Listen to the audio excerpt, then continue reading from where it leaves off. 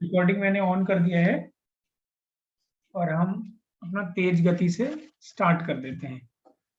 ठीक है, good morning student. तो ये क्लास मैं आपको बता देता हूँ फिर से, ये रिवीजन है किसके लिए? फॉर कमिंग एग्जाम के लिए, जो कि आपका होने वाला है जुलाई स्टार्ट तक फिनिश। ठीक है जी, अकाउंट्स का पूरा हमें रिवीजन करना है। सबसे पहले मैं आपको आज करा रहा हूँ थर्ड बुक का चैप्टर नंबर 1। बहुत ही आसान चैप्टर है, थ्योरी का चैप्टर है। एमसीक्यू पेपर बनेगा तो थ्योरी का देखो ज्यादा चांस है वेटेज, तो इसीलिए ये चैप्टर और इम्पोर्टेंट हो जाता है। अब मैं बताता हूँ इस चैप्टर को करने में आपको टाइम कितना लगेगा। जैसे 1 आवर अभी हम क्लास में करेंगे, 1 घंटे से 1.5 घंटे भी लग जाएगा, इतना कोई वैसा भी नहीं कितनी जल्दी करना है। उसके बाद सिर्फ आप 2 आवर्स इसको आज ही और देख लेना।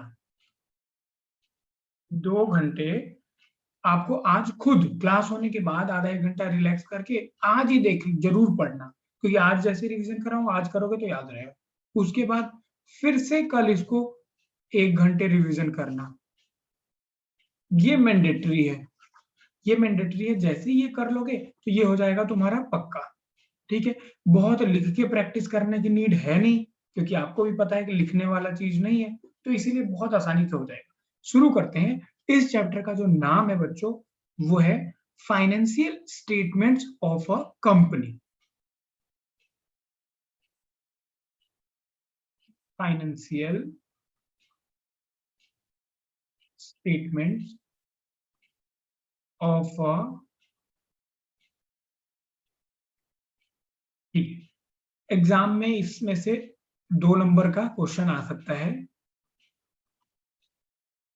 प्रैक्टिकल एस्पेक्ट से देखा जाए तो ये चैप्टर बहुत ही जरूरी है कि आपने जब आप अकाउंटेंट बनो, सीए बनो, उसके बाद आपने balance sheet, profit and loss और क्या क्या फाइनेंशियल स्टेटमेंट में आता है और वो उसमें क्या कौन से आइटम्स होते हैं, कैसे उसे प्रिपेयर करा जाता है, क्या चीजें ध्यान रखने वाली होती हैं, वो सब इसमें सीखोगे। तो प्रैक्टिकल तरीके से देखा जाए तो इस चैप्टर का बहुत ही ज्यादा इंपॉर्टेंस है। आदित्य, चेतन, राजन, आप सभी सुन पा रहे हो ना? Yes sir. ठीक है, वेरी गुड। चलिए, तो ध्यान से देखिए बच्चों, सबसे पहला जो इस चैप्टर का टॉपिक है वो है मीनिंग। अब आपके पेपर में क्या आएगा? उसमें आएगा क्वेश्चन कि लिखा होगा विच out of the following is not included in financial statement of a company, या दूसरे तरीके से आ जाएगा कि इनमें से कौन सा है जो फाइनेंशियल स्टेटमेंट ऑफ कंपनी है। तो ए बी सी होगा, डी में लिखा होगा ऑल। तो अगर आपको सारा दिख जाए तो आप सेलेक्ट कर देना उसमें। तो अब देखिए फाइनेंशियल स्टेटमेंट होता क्या है? फाइनेंशियल स्टेटमेंट बेसिकली ना समराइज्ड डाटा होता है जो भी पूरे साल का, यहाँ पे 1 अप्रैल को आपका 1 अप्रैल को बिजनेस का जो स्टार्ट होता है, न्यू ईयर आपका क्या होता है? 1 अप्रैल को। इस दिन आपका नया साल स्टार्ट हुआ बिजनेस का, बिजनेस ट्रांजेक्शन होने शुरू हुए, बिजनेस ट्रांजेक्शन शुरू। इस दिन आके 31 मार्च ऑफ नेक्स्ट ईयर को ये एंड हो गया। तो इस पूरे साल में जो भी फाइनेंशियल ट्रांजैक्शन हुआ है, जो भी फाइनेंशियल ट्रांजैक्शन हुआ है उसका समरी। फिर से सुनिए, हमने बिजनेस करना है, बिजनेस में क्या होता है? Business transaction. बिजनेस ट्रांजैक्शन क्या होता है? सेल, परचेज, सैलरी देना, सेल, परचेज, रेंट, सैलरी, ये सारी चीजें क्या है? बिजनेस ट्रांजैक्शन है। जो भी बिजनेस ट्रांजैक्शन आपने पूरे साल किया, जो आपने देखा था कि 11th के पहले ही क्लास में कि अकाउंटिंग का क्या मतलब होता था। Accounting is a systematic process of, है ना, आइडेंटिफाइंग, रिकॉर्डिंग, मेजरिंग, क्लासिफाइंग, ठीक है, summarising, interpreting and communicating the financial information to the user. मतलब उसमें आइडेंटिफाई कर लेते थे कौन से फाइनेंशियल ट्रांजेक्शन्स हैं, बिजनेस ट्रांजेक्शन्स हैं, कि एक आदमी आया दुकान में हेलो करके चला गया, वो नहीं लिखना। एक आदमी आया आपसे कुछ वस्तु खरीद के ले गया, ये बिजनेस ट्रांजेक्शन था, इसको अपने बुक्स में लिखना है। ठीक है, तो जो भी पूरे साल में आपने अपने बुक्स में लिखा है उनको समरी बना देना इज क्या होता है, फाइनेंशियल स्टेटमेंट। ठीक है, जो मेन समरी बना दिया आपने वो फाइनेंशियल स्टेटमेंट। अब वो समरी बनाने में कौन कौन से अकाउंट बनते हैं जरा देख लो। तो पहला अकाउंट बनता है बच्चों बैलेंस शीट। बैलेंस शीट, ये देखो ये बिजनेस का बिल्कुल समरी होता है। इतना आपके पास लाइबिलिटी है, लाइबिलिटी में वो है दोनों, इंटरनल लाइबिलिटी और एक्सटर्नल लाइबिलिटी। इंटरनल लाइबिलिटी क्या, कैपिटल।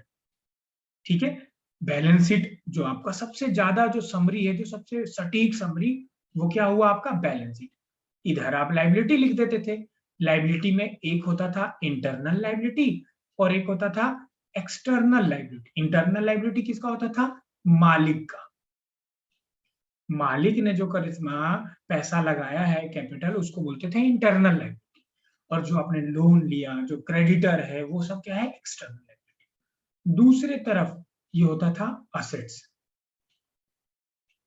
तो पूरे लाइबिलिटी और पूरे असेट्स, ठीक है, पूरे लाइबिलिटी और पूरे असेट्स, ठीक है, का जो समरी है, का जो समरी है उसको बोलते हैं बैलेंस शीट। पूरे साल में, पूरे साल में, पूरे साल का क्या, हालांकि बैलेंस शीट में बताता हूं एक साल का नहीं होता है, बैलेंस शीट होता है टिल डेट। जैसे 31 मार्च 2021 को अगर बैलेंस शीट बन रहा है, तो जिस दिन बिजनेस स्टार्ट हुआ था बच्चों, जिस दिन बिजनेस स्टार्ट हुआ था उस दिन से आज तक क्या असेट्स लायबिलिटी का पोजीशन है। एक सेकंड रुकिए, ये कोई नन है, इन्हें एडमिट करके जरा पूछ लूं कि ये कौन है।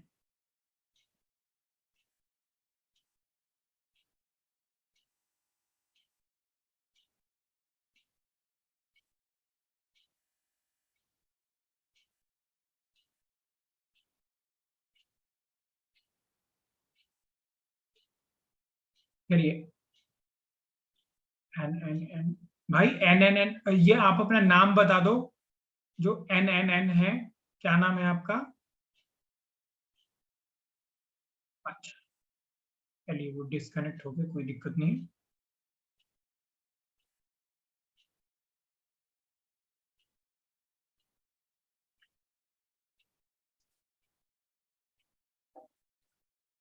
बिजनेस जिस दिन से स्टार्ट हुआ था उस दिन से अब तक जो भी असेट्स और लायबिलिटीज का पोजीशन है उसकी समरी है बैलेंस शीट। तो हमारे फाइनेंशियल स्टेटमेंट जो कि हमारे बिजनेस ट्रांजैक्शन का समरी है, उसका पहला पार्ट क्या हुआ, बैलेंस शीट। ठीक है, दूसरा, अब इसको कैसे पेपर में लिखना है, क्या अंग्रेजी यूज करनी, क्या हिंदी, ये सब आपने कुछ भी नहीं ध्यान रखना। सिर्फ ये याद समझ जाना है कि बैलेंस शीट फाइनेंशियल स्टेटमेंट का समरी कैसे हुआ, ये मैंने समझा दिया और ये याद रखना है। पेपर में याद रहेगा तो लिखना है, याद तभी रहता है जब समझना, इसलिए मैंने आपको समझा दिया। और ये हेडिंग याद रखनी है कि फाइनेंशियल स्टेटमेंट का जो पहला पार्ट है वो है बैलेंस शीट। जो दूसरा पार्ट है उसे बोलते हैं profit and loss account. Profit and loss account till date का नहीं होता है, ये होता है फॉर द ईयर। मतलब during the year, 1 April of this year to 31 March of next year, इस दौरान क्या क्या पैसा, क्या क्या आपने सेल किया, कहां कहां से इनकम आया, कहां कहां आपने खर्चा किया, क्या क्या एक्सपेंस हुआ, इसकी समरी क्या है, प्रॉफिट एंड लॉस अकाउंट। अब क्वेश्चन उठता है सर समरी क्या है, समरी क्यों, क्योंकि देखिए आपने सेल करा 1 अप्रैल को 1000 लोगों को, 2 अप्रैल को 1005 लोगों को, 3 अप्रैल को 950 लोगों को, 365 दिन में आपने करोड़ों लोगों को सामान बेचा, धनिया, चावल, साबुन, सरफ, सोडा, बहुत चीजें बेची। अब आप जब प्रॉफिट एंड लॉस अकाउंट बनाते हो मेरे भाई, तो क्या उसमें लिखते हो धनिया, सोडा, ये फलना ढिकना ऐसे करके? प्रॉफिट एंड लॉस बन जाएगा यहां से लेके बदरपुर तक लंबा। हम क्या करते हैं, समरी बनाते हैं, और समरी में क्या लिख देते हैं, सेल। क्या लिखते हैं प्रॉफिट एंड लॉस और ट्रेडिंग अकाउंट में, सेल।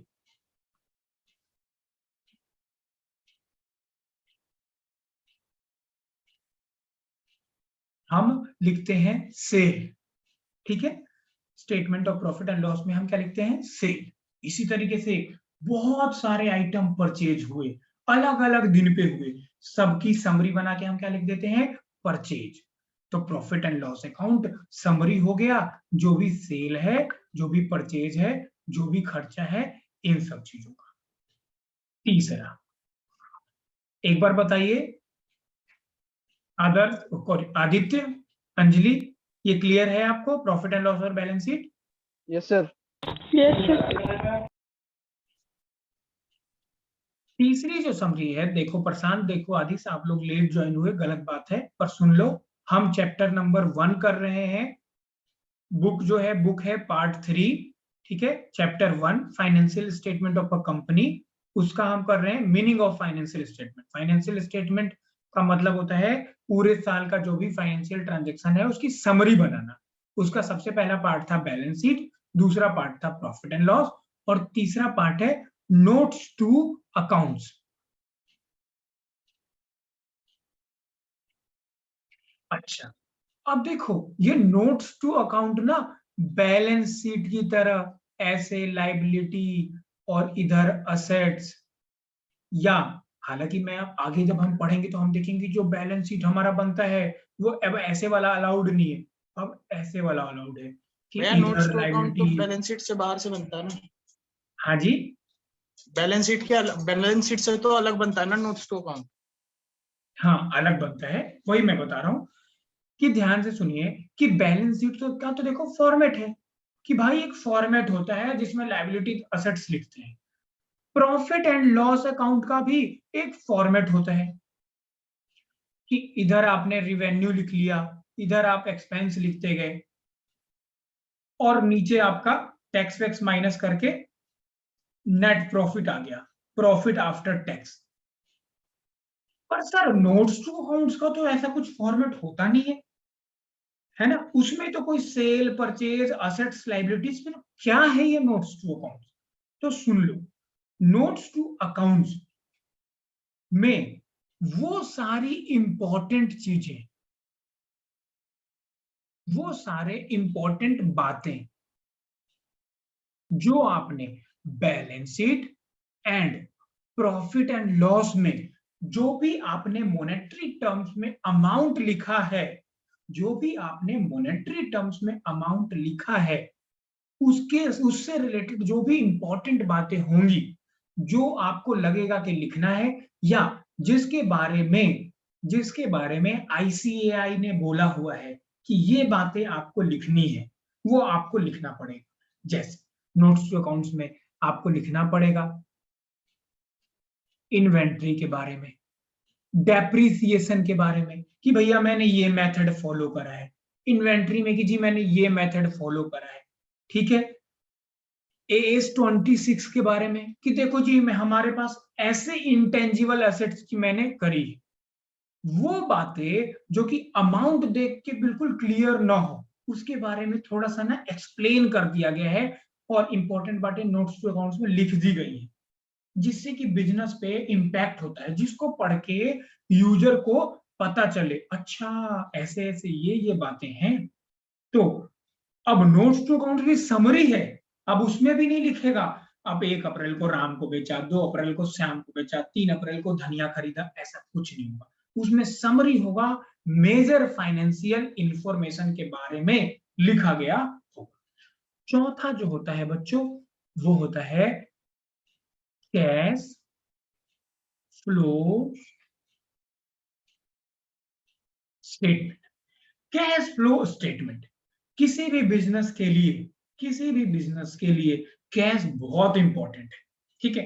कैश का मतलब हम क्या बोलते हैं, सिर्फ कैश नहीं, cash and cash equivalent, cash, bank, ठीक है, आपका पेटीएम का बैलेंस, आपका गूगल पे का बैलेंस, आपका फोन पे का बैलेंस, आपके पास जो बिल्स रिसीवेबल है वो सारा नगद आपके बिजनेस में होना चाहिए, लिक्विडिटी मेंटेन होने के लिए, नहीं तो सैलरी कैसे पे कर पाओगे, ठीक है। जब कैश फ्लो स्टेटमेंट का चैप्टर मैंने कराया था तो आपको बताया था कि प्रॉफिट भले ही 200 लाख है, पर कैश डेटर्स है, सारा डेटर्स में ही पैसा है, कैश नहीं आया, कैश है 50 लाख, तो भाई आप सैलरी और एक्सपेंस भी नहीं पे कर पाओगे, बिजनेस में बड़ा मुसीबत आ जाएगा। तो इसलिए कैश फ्लो स्टेटमेंट बनाओ। यूजर्स को जानने का अधिकार है कि कहां कहां से पैसा आया, कहां कहां पैसा गया, और अभी कितना पैसा बिजनेस में है। अब क्वेश्चन ये उठता है कि फाइनेंशियल स्टेटमेंट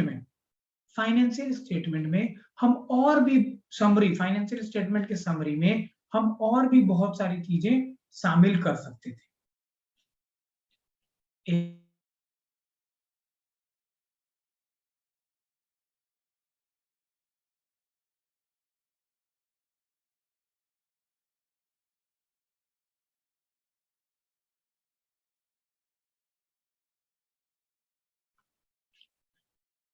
तो ध्यान से सुनिए बच्चों, हम फाइनेंशियल स्टेटमेंट के समरी में वही चीजें ढूंढ के लाए हैं जिससे कि बिजनेस का पूरा पिक्चर प्रेजेंट हो जाए।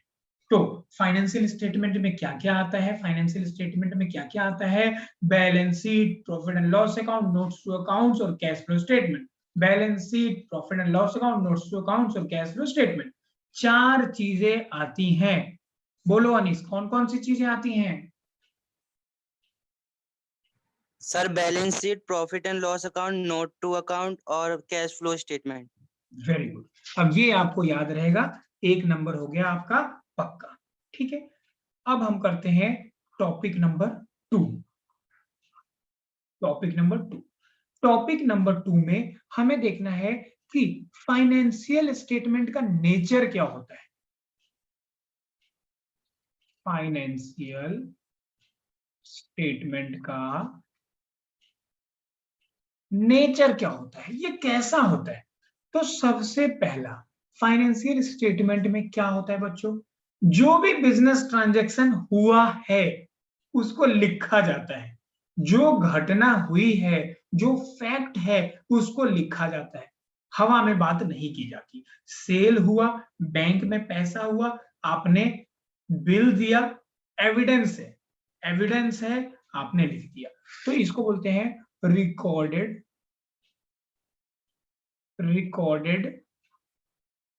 फैक्ट्स। जो भी इवेंट हुआ, जिसका भी आपको एविडेंस है, वो सब कुछ फाइनेंशियल स्टेटमेंट में लिखा। तो फाइनेंशियल स्टेटमेंट का नेचर क्या है कि इसमें भी जो घटना होता है उसके बारे में उसका जो भी चिट्ठा होता है वो लिख दिया जाता है। दूसरा,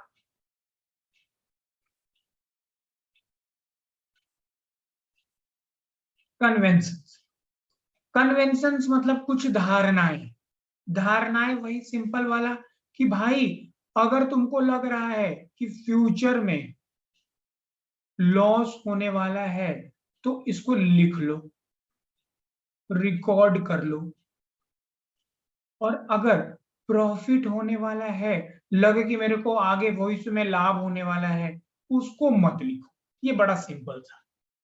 तीसरा क्या होता है, कुछ कॉन्सेप्ट्स होते हैं। फाइनेंशियल स्टेटमेंट कुछ कॉन्सेप्ट पे बनाता है। क्या कॉन्सेप्ट था? Going concern.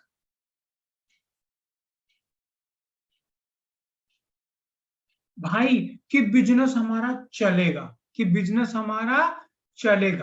बिजनेस हमारा क्या चलता रहेगा। इसीलिए मार्केट प्राइस पे मत दिखाओ असेट्स को किस पे दिखाओ? हिस्टोरिकल कॉस्ट पे, मतलब परचेज प्राइस पे, जितने में आपने खरीदा था उसी पे दिखाते रहो। मार्केट प्राइस पे दिखाने का क्या मतलब होगा? मार्केट प्राइस पे दिखा रहे हो इसका मतलब आपको बेचना है, बेच बाच के बिजनेस बंद करना। तो फाइनेंशियल स्टेटमेंट का नेचर कैसा होता है, इसका जो स्वभाव है क्या होता है, इसका स्वभाव है कि इसमें घटनाएं लिखी जाती हैं, इसको बनाया जाता है कुछ कन्वेंशंस के बेस पे, इसमें कुछ कॉन्सेप्ट्स होता है, साथ साथ बच्चों अपने नोटबुक में सब लिखते भी जाना, जो भी लिखवाता जा रहा हूं लिखते जाना, दिमाग चलता जाएगा।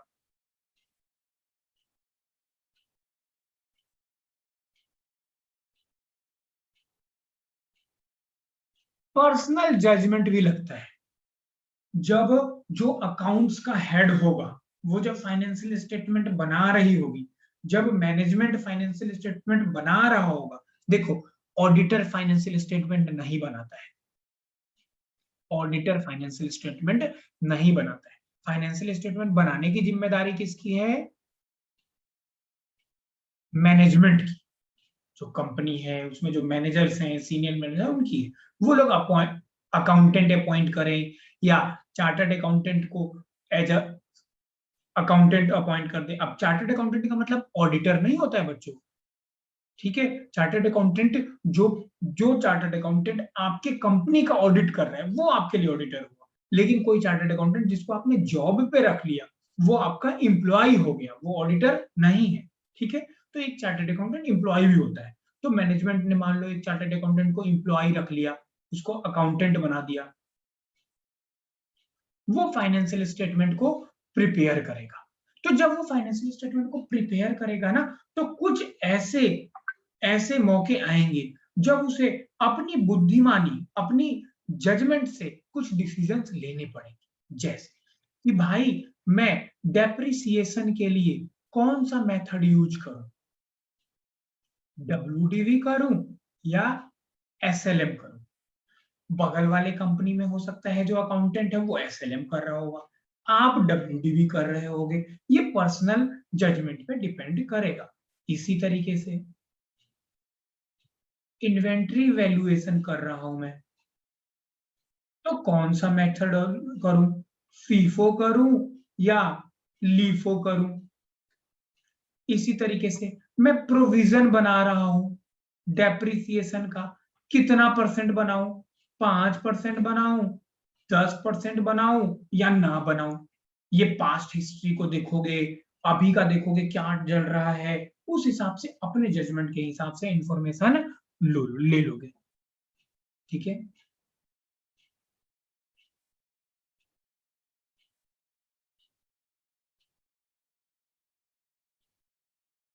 उसके बाद आखिरी है 5वां,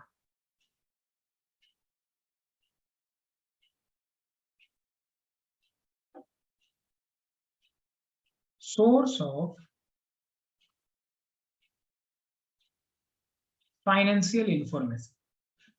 फाइनेंशियल इंफॉर्मेशन और फाइनेंशियल स्टेटमेंट, इन दोनों में क्या फर्क है समझिए। फाइनेंशियल स्टेटमेंट आपका फैक्ट हुआ, उसको देख के जो आप नॉलेज ले रहे हो, जो आप सूचना ले रहे हो, जो आप इंफॉर्मेशन ले रहे हो, वो है फाइनेंशियल इंफॉर्मेशन। आपने एक कंपनी की फाइनेंशियल स्टेटमेंट देखी और उसके देखने के बाद आपको ये इंफॉर्मेशन मिला, अच्छा इस कंपनी का प्रॉफिट बढ़ता जा रहा है, इस कंपनी के पास डेटर्स 300 लाख है। तो जो इंफॉर्मेशन मिलता है फाइनेंशियल स्टेटमेंट को देख के, उसे बोलते हैं। तो अच्छा, तो सोर्स ऑफ फाइनेंशियल इंफॉर्मेशन कैसे हुआ?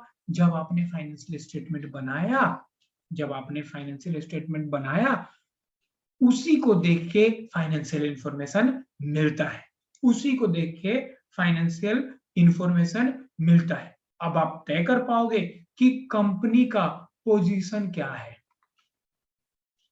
कंपनी अच्छे पोजीशन पे है या बुरे पोजीशन पे है। तो नेचर में क्या क्या आपने देखा कि भैया फाइनेंशियल स्टेटमेंट रिकॉर्डेड फैक्ट्स है, कन्वेंशंस यूज होती हैं, अकाउंटिंग कॉन्सेप्ट यूज होता है, चार्टर्ड अकाउंटेंट जो है वो अपना पर्सनल जजमेंट लगाता है, और फाइनेंशियल स्टेटमेंट से हमें फाइनेंशियल इंफॉर्मेशन मिलता है, फाइनेंशियल स्टेटमेंट से हमें फाइनेंशियल इंफॉर्मेशन मिलता है।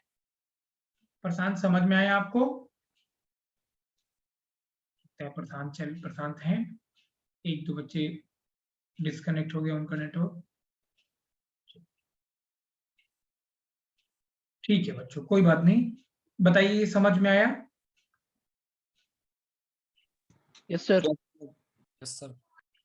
अब हमारा टॉपिक नंबर 3, टॉपिक नंबर 3 है बच्चों, जिसको बोलते हैं एनुअल रिपोर्ट। एनुअल रिपोर्ट, सुनिए, एनुअल रिपोर्ट क्या होता है?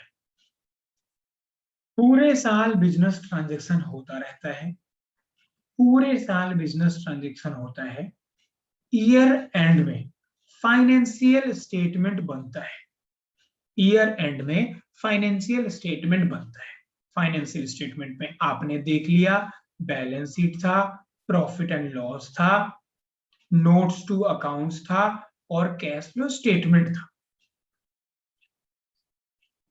आपने ये चारों चीजें शेयर होल्डर को बांट दिया। Share holder balance sheet, profit and loss, notes to accounts, cash flow statement देख के कंपनी के फाइनेंशियल पोजीशन को तो जान जाएगा, पर कंपनी फ्यूचर में क्या करने वाली है, कंपनी का ये फाइनेंशियल पोजीशन क्यों है, कंपनी के चलाने वाले लोग क्या हरकत कर रहे हैं, ये सब चीजें पता नहीं चलेगा। समझिए कैसे पता चलेगा, जरा देखो। फाइनेंशियल स्टेटमेंट के साथ में कुछ कहानी लिखी जाएगी, कुछ और इंफॉर्मेशन ऐड करा जाएगा, कुछ रिपोर्ट लिखे जाएंगे। फाइनेंशियल स्टेटमेंट के साथ कुछ और इंफॉर्मेशन रिपोर्ट लिखे जाएंगे और उन सबको जोड़ के एक बन जाएगा एनुअल रिपोर्ट। क्या बन जाएगा? Annual report. और वो सारे शेयर होल्डर्स को मैनुअली या डिजिटली ईमेल कर दिया जाएगा। मान लो 100 पन्नों का एनुअल रिपोर्ट बना, ये उनको ईमेल कर दिया गया, कोई कॉस्ट नहीं आया। ठीक है, पहले सारा एनुअल रिपोर्ट इतना मोटा बनता था, कॉस्ट भी आता था, अब तो कोई कॉस्ट भी नहीं आता था। लेकिन ये कहानी क्या है जरा समझना पड़ेगा। कंपनी को चलाने के लिए बच्चों, जो कंपनी को चलाते हैं वो होते हैं डायरेक्टर्स। ये कौन होते हैं? डायरेक्टर्स। डायरेक्टर्स को किसने अपॉइंट करा है? Share holder. रिलायंस कंपनी में मान लीजिए कि 1 लाख शेयर होल्डर है, कोई दरभंगा में है, कोई लुधियाना में है, कोई भागलपुर में है, कोई पंजाब में है, कोई चंडीगढ़ में है, पूरे देश में फैले हुए हैं सारे शेयर होल्डर। क्या ये सारे लोग मिलके कंपनी को चलाएंगे? नहीं, ये सब लोग बैठेंगे और मीटिंग करके अपने में से कुछ लोगों को डायरेक्टर्स बनाते हैं। जैसे देश को चलाने के लिए सभी लोग देश बनाते हैं, ट्रैफिक का कानून सब बनाता है, लॉकडाउन का डिसीजन सबने लिया? नहीं, सब लोगों ने मिलकर वोट करा और कुछ लोगों को एमपी एमएलए बनाया। उन एमपी एमएलए ने अपने लीडर्स बनाए, पीएम बनाया, सीएम बनाया और अलग अलग मंत्री बनाए। कंसर्न्ड जो मंत्री है वो अपने डिपार्टमेंट का डिसीजन बनाता है, लॉ बनाता है। जैसे जो पोखरियाल जी हैं वो एजुकेशन मिनिस्ट्री है, उसमें क्या डिसीजन होना है उसके लिए वो डिसीजन लेते हैं। समझिए इस बात को। अब एजुकेशन के लिए पेपर हो 12th का ना हो, अब इसका डिसीजन मान लो सारे बच्चे मिलके लेने लगे या सारे पेरेंट्स मिलके लेने लगे तो कभी भी कोई डिसीजन नहीं लिया जाएगा। लेकिन सबने मिलके क्या करा था? एक पार्टी चुनी, पार्टी में एमपी एमएलए ने चुन के एक, अब सारे एमपी एमएलए बैठते हैं कि जो चलो डिसीजन करते हैं कि हो एग्जाम या ना हो, तभी भी नहीं हो पाएगा। पर उन्होंने एक को बनाया लीडर, वो आदमी अपने आप को देखेगा, वो सबकी सुनेगा और उस हिसाब से कर लेगा। इसी तरीके से जब सारे शेयर होल्डर्स ने डायरेक्टर्स अपॉइंट करा है, यही डायरेक्टर्स डिसीजन लेते हैं, यही डायरेक्टर्स डिसीजन लेते हैं पूरे साल कंपनी क्या करेगी, क्या नया कंपनी और क्या नया बिजनेस स्टार्ट करेगी, किस दूसरे कंपनी को अक्वायर करेगी, या कौन सा ऐसा ब्रांच है, कौन सा ऐसा डिवीजन है जो सही से नहीं काम कर रहा उसको सेल कर देगी। ठीक है, क्या शेयर्स इशू करने हैं, करने हैं, कब शेयर का कॉल मनी मंगाना है, ये सारे डिसीजंस ये लेंगे। कंपनी मान लो आपकी है मेडिसिन वाली, तो क्या हम भी रिसर्च करें कोरोना की वैक्सीन बनाने के लिए, ये डिसीजन कौन लेगा, डायरेक्टर्स। अब इन सबको बताना पड़ेगा साल के आखिरी में कि इन्होंने क्या डिसीजन लिए, क्या डिसीजन लिए, क्यों डिसीजन लिया, क्या इसका फायदा होगा, और फ्यूचर में, फ्यूचर के लिए इनका प्लान क्या है, कंपनी को ये कहां ले जाने वाले हैं, समझिए। तो ये लोग इसी तरीके का भाषण देंगे। क्या होगा, एनुअल जनरल मीटिंग। इस मीटिंग में भाषण देंगे कि देखिए, जैसे प्रधानमंत्री जी 15 अगस्त को लाल किले के पास आके बोलते हैं, इस साल हमने क्या करा किसानों के लिए, ये योजना लाए, ये करा, वो करा, जीडीपी ग्रोथ ये रही, एजुकेशन का ये रहा, और हम आगे ये करने वाले हैं। सब लोग सुन के तालियां बजाते हैं, हाँ ये सही कर रहे हैं, मोदी जी सही कर रहे हैं, सारा चीज करके उन्हें लगा।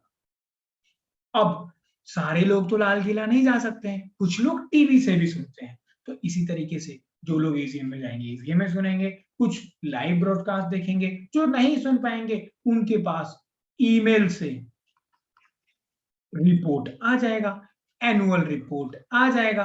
तो उस एनुअल रिपोर्ट में क्या होगा, उसमें होगा बोर्ड रिपोर्ट। बोर्ड किसको बोलते हैं, बोर्ड ऑफ डायरेक्टर्स, डायरेक्टर्स को बोलते हैं डायरेक्टर्स। बोर्ड जो डायरेक्टर 10 डायरेक्टर है, उन 10 को मिला के क्या बोलेंगे, बोर्ड ऑफ डायरेक्टर। ठीक है, ठीक है जी। और या बोर्ड, तो इन्होंने जो सब कुछ बोला उसे क्या बोलेंगे, बोर्ड रिपोर्ट। अब क्या 10 डायरेक्टर खड़ा होकर बोलने लगेगा, नहीं, 10 सारे मंत्री खड़े होकर बोलने लगते हैं झंडा फहरा के, नहीं। इन सबका मंत्री का एक होता है चेयरपर्सन, चेयरमैन, चेयरपर्सन, ठीक है, वो बोलता है। लेकिन वो बोलता है कैसे, वो बोल रहा है, बोलने से पहले सब मंत्रियों से डिस्कस करता है, सारे डायरेक्टर से डिस्कस करता बोलता है। तो एनुअल रिपोर्ट में क्या हुआ, आपका बोर्ड रिपोर्ट। क्या हुआ अनीस,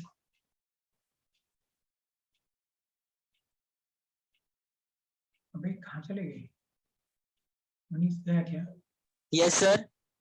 चलो, तो देखो दोस्तों, एनुअल रिपोर्ट में क्या है, बोर्ड रिपोर्ट। दूसरा है बच्चों इसमें ऑडिटर्स रिपोर्ट। दूसरा है क्या, auditors report. Sir auditors report क्या होता है, ऑडिटर का जो काम है वो मेनली आपके फाइनेंशियल स्टेटमेंट का ऑडिट करना है। Balance sheet, profit and loss account, notes to accounts, ये सारा कुछ जो है उनका ऑडिट करेगा। वो देखेगा कि जो बैलेंस शीट बना के उसको दिया गया, ये बैलेंस शीट नहीं बनाता, बैलेंस शीट जो बना के दिया गया है वो ट्रू एंड फेयर व्यू दे रहा है नहीं दे रहा। कैसे देखेगा, बैलेंस शीट देखेगा, उससे जो भी पूरे साल का ट्रांजेक्शन होगा उसको देख लेगा। अब पूरे साल का ट्रांजेक्शन तो वो नहीं चेक कर पाएगा, पर क्या करेगा, टेस्ट चेक कर लेगा, कुछ ट्रांजेक्शन लेगा, देखेगा, सिस्टम को देख लेगा, जो सिस्टम, जिसमें सिस्टम में आप कर रहे, देखिए सिस्टम सही है, सिस्टम सही है तो सिस्टम अगर एक इंफॉर्मेशन सही देगी तो सारा इंफॉर्मेशन सही देगी। जैसे आपका कैलकुलेटर अगर 4 + 4 8 जोड़ता है तो कैलकुलेटर सही है, तो वो फिर 6 + 2 भी 8 जोड़ेगा, 10 + 10 20 जोड़ेगा। अगर ये कैलकुलेशन सही कर रहा है तो कैलकुलेटर सही है। तो वो सिस्टम को देख लेगा कि अच्छा ये सेल ऐसे कर रहे, गुना भागा, ये सारा चीज सही है, ठीक है। कौन ऑथराइज कर रहा है वो सारा देख लेगा। तो वो फाइनेंशियल स्टेटमेंट के लिए पूरे साल के ट्रांजैक्शन को देखने के लिए सिस्टम को देख लेगा, टेस्ट चेक कर लेगा, साथ साथ वो एक और चीजें चेक करता है, इंटरनल कंट्रोल। इंटरनल कंट्रोल कैसे? जब आप जाओगे इंटरमीडिएट में तो आपको ऑडिटिंग का एक पूरा पढ़ना होगा सब्जेक्ट ही, तो उसमें इंटरनल कंट्रोल पे खूब पढ़ाया जाएगा। इंटरनल कंट्रोल क्या ये देखेगा कि भाई साहब जब इंटरनल कंट्रोल सही होगा तभी तो इनका फाइनेंशियल स्टेटमेंट सही बना होगा, नहीं तो धोखाधड़ी होगी। अब इंटरनल कंट्रोल सुनो क्या होता है। जब आप बैंक में जाते हो बच्चों, बैंक में जाके आप चेक देते हो एक काउंटर पे, वहां से आपको टोकन मिलता है, टोकन मिल जाता है। अब वो चेक देके वही आपको ऐसे टिक टिक टिक टिक चेक करके आपको पैसे नहीं देती हो मैडम, वो चेक वो साइन वाइन चेक करके इधर आगे दे देती है दूसरे काउंटर पे। ये काउंटर 1 था, काउंटर 2 पे यहां पे आपको मनी मिलता है। बोला जाएगा टोकन नंबर 22, हाँ जी मनी मिला। ये है इंटरनल कंट्रोल कि एक आदमी के किए हुए काम को दूसरा आदमी चेक करे। जैसे जब भी आप ध्यान से समझो, जब भी आप बच्चे जाते हो बिग बाजार में, बिग बाजार में जब आप जाओगे आप सामान लोगे, सामान लेने के बाद आप कैश काउंटर पे जाओगे, यहाँ पे बिल कराओगे, बिल करा के और घूमते घूमते निकल गए। जैसे ही निकलने के लिए करोगे, अरे रुको रुको, थैला दिखाओ, बिल दिखाओ। थैला ऐसे दिखेगा, बिल ऐसे दिखेगा। विशाल मेगा मार्ट जयपुर में जाते हो तुम लोग, वो क्या करता है जब पूरा सामान लेके निकलते हो, मोटा सा गार्ड ऐसे दिखेगा, शक्ल भी दिखेगा, फिर ऐसे बिल को थोड़ा फाड़ देगा या ऐसे ऐसे थोड़ा सा साइन कर देगा, बिल दे देगा, चलो जी जाओ। ये क्या है? Internal control. नहीं तो तुम क्या करोगे? अब तुम्हें पता है थैला खुद का ले जाना होता है, नहीं तो 12 रुपए में थैला खरीदो। अब खुद का थैला ले गए, ठीक है, सामान खरीदा 20, कैश काउंटर पे खड़े हो आप, ठीक है, आपने सामान दिया उस पे 16, 4 सामान आपने थैले पे रखा। कैश काउंटर वाला बिजी होता है, वो आपका थैला नहीं चेक करता, वो जो उसके पास सामान था उसका बिल काट के पैसे लेगा, करेगा, उसका काम ये है। और वो गार्ड नहीं होता तो आप 16 सामान का बिल करा के ये 20 सामान लेके गोल हो जाते, भाई नुकसान हो गया। अब जब नुकसान हुआ कंपनी का तो ये क्या है? Lack in internal control, weakness of internal control. इसके कारण क्या फाइनेंशियल चीजों पे इंपैक्ट पड़ रहा है? अरे भाई 4 आइटम का कुछ कॉस्ट तो होगा, कुछ सेलिंग प्राइस तो होगी, इतना तो कंपनी का नुकसान हो गया। तो ऑडिटर देखेगा कि भाई इनका इंटरनल कंट्रोल कैसा है। दूसरा ये भी देखेगा। उसके साथ साथ जो आपने फाइनेंशियल स्टेटमेंट बनाया है, फाइनेंशियल स्टेटमेंट बनता है आपका, उस पे इंटरनल कंट्रोल कैसा है, कैसे डाटा की फीडिंग होती है, ठीक है, कहां से टैली में कर रहे हो, क्या कर रहे हो, कैसे, वो सब कुछ देखेगा।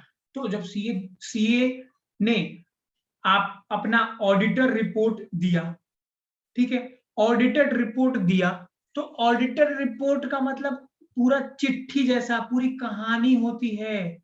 ये ऑडिटेड रिपोर्ट बैलेंस शीट नहीं होता है। ऑडिटर रिपोर्ट में लिखा होता है, हाँ मैंने इनका बैलेंस शीट देखा, मुझे तो ठीक लगा, मैंने इनका प्रॉफिट एंड लॉस अकाउंट देखा, मुझे ठीक लगा, मैंने इनका कैश फ्लो स्टेटमेंट देखा, मुझे ठीक ठाक लगा, मैंने इनका इंटरनल कंट्रोल देखा। हालांकि इंटरनल कंट्रोल तो मैनेजमेंट की जिम्मेदारी है, फाइनेंशियल स्टेटमेंट बनाना मैनेजमेंट की जिम्मेदारी है, पर फिर भी मैंने इनको देखा है, मुझे ठीक लगा है, ठीक है, मैंने टेस्ट चेक करा, ठीक लगा है।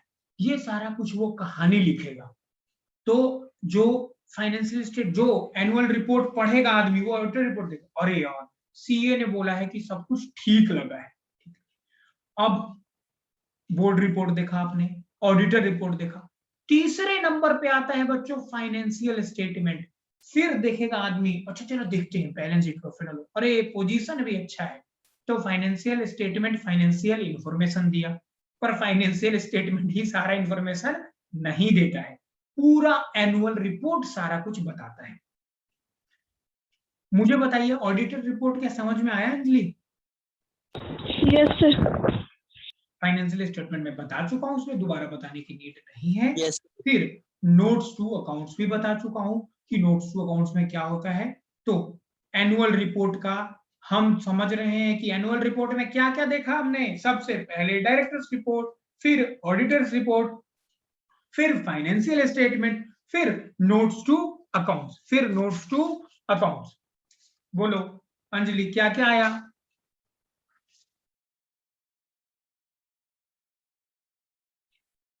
बताइए एनुअल रिपोर्ट में क्या क्या आता है?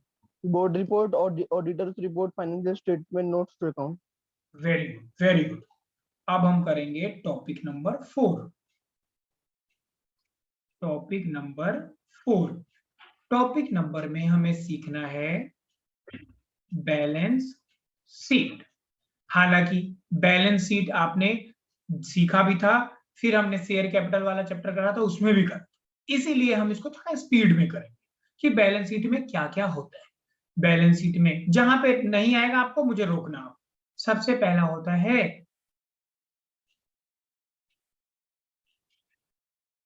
Share holder fund. Share holder fund में सबसे पहला होता है शेयर कैपिटल। जो भी शेयर होल्डर्स होते हैं उन लोगों ने जितना शेयर्स, जो भी शेयर होल्डर्स होते हैं उन लोगों ने जितना शेयर्स खरीदा है उसका पैसा किस में दिखाते हैं हम? शेयर कैपिटल में। ठीक है, शेयर कैपिटल का कुछ पार्ट होता है। पहला होता है ऑथराइज्ड शेयर कैपिटल। ये वो अमाउंट होता है जिससे कंपनी रजिस्टर्ड होती है कि इतना ही शेयर मार्केट में इशू कर सकती है। दूसरा होता था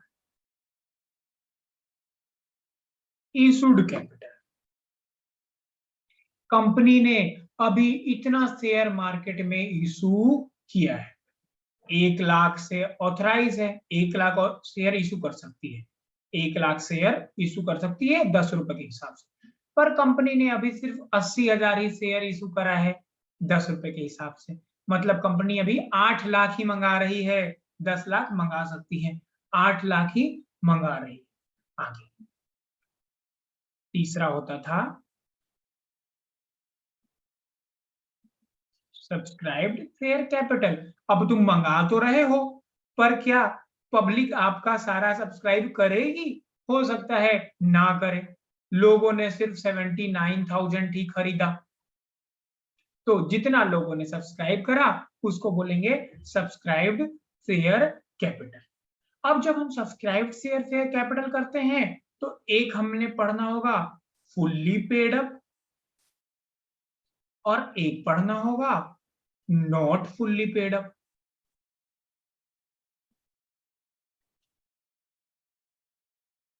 फुल्ली पेड अप कौन हुआ? मान लो 79,000 शेयर्स लोगों ने खरीदे और उस पे 10 रुपए दे दिए, पे कर दिए, ये है fully paid up. Not fully paid up के दो हिस्से होते हैं।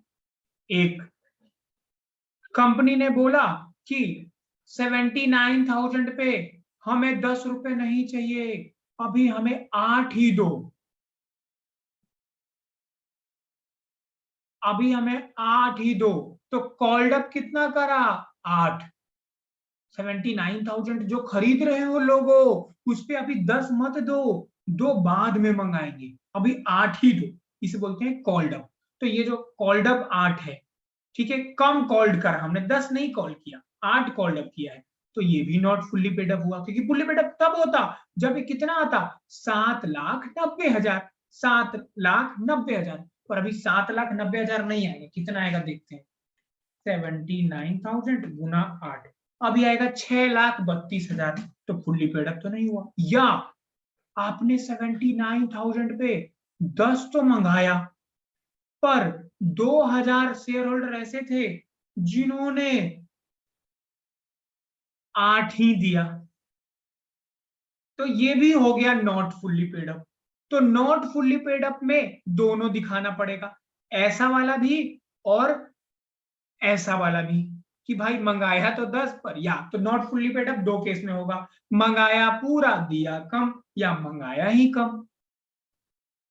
फिर से सुनिए, शेयर कैपिटल सबसे पहले ऑथराइज शेयर कैपिटल, फिर आपने देखा इशूड शेयर कैपिटल, फिर आपने देखा subscribed share capital. Subscribed share capital में दो पार्ट, फुल्ली पेड अप, भाई लोगों ने 80 हमने इशू करा था पर 79 ही सब्सक्राइब करा, 10 रुपए के हिसाब से हमने मंगाया, 10 रुपए के हिसाब से लोगों ने दे दिया, मामला खत्म।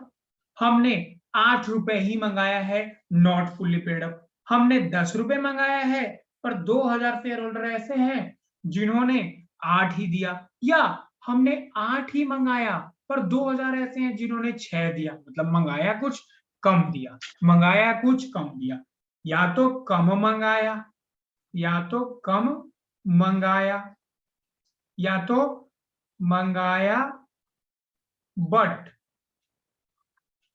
कम मिला, ये दोनों में से कुछ भी केस हो नॉट फुल्ली पेड अप होगा। बताइए समझ में आया? Yes, sir. Very good. चलिए आगे बढ़ते हैं बच्चों, आगे बढ़ते हैं। अच्छा, शेयर कैपिटल में ही, ये शेयर कैपिटल का ही पार्ट है। टॉपिक नंबर कौन सा चल रहा था? 1 2 3 4 था ना, 4 का ही पार्ट है ये, है different classes of shares. Different class, अब ध्यान से सुनो, हालांकि तुम्हें ये थ्योरी का चैप्टर लग रहा है बड़ा इस तरीके, लेकिन ये ऐसा चैप्टर है कि अगर आपका इसका नॉलेज नहीं है तो बड़ा मुश्किल है। नॉलेज है तो आप कहीं भी बैठ के बोलोगे तो आपकी वैल्यू होगी, तो इसीलिए बड़े ध्यान से इसको देखो आप। Different classes of capital share क्या होता है, सुन लो। शेयर कैपिटल, कंपनी इशू कर सकती है, एक कंपनी है एक्स, उसने 1 लाख शेयर इशू करे हैं 100 रुपए के हिसाब से, तो कितना मंगाया?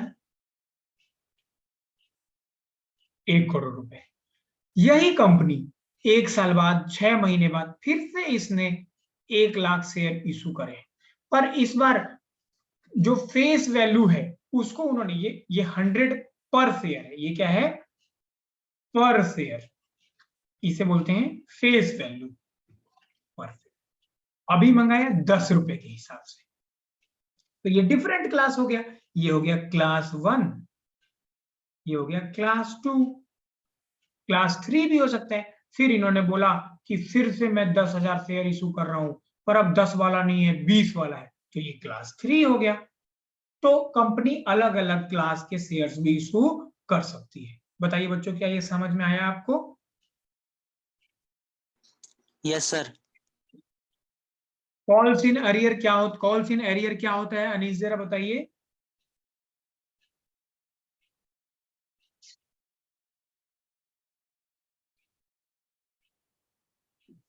सर कॉल्स इन अरियर वो होता है जैसे सर किस जो अगर हमने कुछ शेयर इशू करे हैं तो उसमें से जैसे फर्स्ट कॉल किसी ने नहीं दिया या सेकंड कॉल नहीं दिया तो उसे हम कॉल्स इन अरियर कहते हैं। ठीक है, अगर हमने जो भी कॉल्ड अप करा है,